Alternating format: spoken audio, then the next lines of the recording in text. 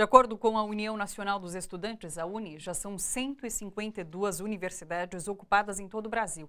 E para conversar com a gente sobre o movimento de ocupações nas escolas, faculdades e universidades, nós chamamos o professor de Políticas Públicas da Universidade Federal do ABC, Salomão Chimene. Seja bem-vindo, Salomão. Boa noite, obrigado pelo convite. Salomão, a gente viu esse anúncio de adiar o Enem nas escolas, nos locais de prova ocupados. Na semana passada, teve segundo turno das eleições em várias escolas. Houve acordo com os estudantes e ninguém deixou de votar no segundo turno. Inclusive, os estudantes se propuseram já a repetir essa fórmula. Em Minas Gerais, tem um acordo, parece que falta agora o ministro da Educação aprovar. Você acha que existem interesses para que isso não aconteça, para que esses acordos não sejam fechados, para que o Enem não seja realizado de fato nos locais ocupados? Eu entendo que o Ministério da Educação, juntamente com a Advocacia Geral da União, tem se posicionado no sentido de construir uma espécie de estratégia de litígio para enfrentamento dos estudantes que nesse momento se encontram em luta contra a PEC, a dita PEC 241, que agora é a PEC 55, e a medida provisória do ensino médio. Então, na verdade, o que nós vemos é que há um conjunto de iniciativas do MEC. Lembrando que o Ministério da Educação, na semana passada, encaminhou um ofício para todos os diretores de escolas técnicas federais no Brasil, pedindo a identificação dos estudantes que ocupavam aquelas escolas, estudantes e professores. E nesta semana tivemos notícia dessa ameaça, digamos assim, de que os estudantes que eventualmente impedissem a realização no Enem nas escolas seriam responsabilizados do ponto de vista civil, com a cobrança, inclusive, de recursos, de ressarcimento de recursos. Então eu vejo isso como uma estratégia mais ampla, no sentido de dissuadir aqueles estudantes que ainda não entraram no processo de mobilização e, de alguma forma, contribuir com os governos estaduais naqueles estados em que o processo de luta estudantil está mais forte. É um processo de criminalização? Há um processo de criminalização desses estudantes que ocupam escolas e universidades? Sim, há uma tentativa, inclusive, de colocar uma parcela da população e, diga-se de passagem, uma população que será prejudicada, aquela população que será mais prejudicada caso as medidas do governo Temer sejam implementadas. A PEC 241, PEC 55, ela vai sucatear ainda mais os serviços públicos nesse país no médio e no longo prazo. Ou seja, há uma tentativa de manipulação dessa população para que ela se coloque contra os estudantes que hoje são, digamos assim, o grande polo de resistência e que tem impedido na prática que essas medidas do governo Temer avancem como o governo gostaria que elas avançassem.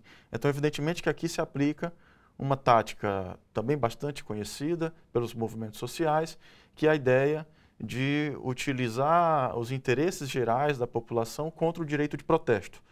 Basta ver que também contra as manifestações de rua se alega que as manifestações de rua impedem o direito de vir, o acesso aos hospitais, inclusive com um certo cinismo. E nesse caso se utiliza dessa estratégia também, na perspectiva de colocar e de tirar o apoio da população a esse projeto. Mas o que nós vemos é que, felizmente, a população tem se mobilizado cada vez mais contra essas medidas. A PEC ela tem recebido uma forte rejeição já daquelas pessoas que se posicionam nas redes sociais, e a medida provisória do ensino médio, ela tem gerado, na verdade, ao contrário do que o governo coloca, tem gerado uma grande confusão nas escolas, entre os estudantes, entre a população em geral, o que é muito ruim para qualquer tipo de política pública, seja uma política pública que venha de um governo democrático ou desse governo que está aí. Essas ocupações tratam-se de um direito legítimo? Sim, nesse caso o que nós vemos é o exercício do direito ao protesto, E neste caso, é importante ressaltar que é o direito ao protesto contra uma medida oficialmente autoritária. Uma medida provisória é uma medida autoritária por definição, na medida em que ela remete à figura do decreto-lei, que era uma figura existente na ditadura militar, em que o presidente de plantão pode, por vontade própria, sem passar pelo Congresso Nacional, pelos representantes, com todas as limitações que eles têm, são os representantes eleitos pela população, edita uma medida que vai, neste caso, reformar profundamente, caso implementada, toda a educação básica no nosso país, remetendo a uma ideia de educação segmentada, em que as classes populares têm acesso à educação profissionalizante e as classes remediadas ou mais ricas a um ensino mais amplo, mais propedêutico. Então, essa decisão foi tomada de uma forma autoritária, com uma canetada do presidente da República. Então, não se pode entender o direito ao protesto, nesse caso, como o exercício de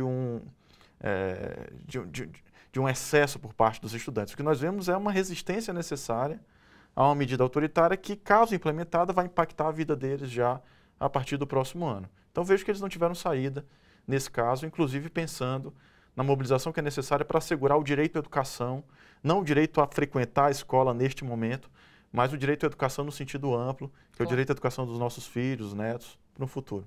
Legal. Muito obrigada pela participação aqui, Salomão. Eu agradeço o convite. Obrigado. Obrigada.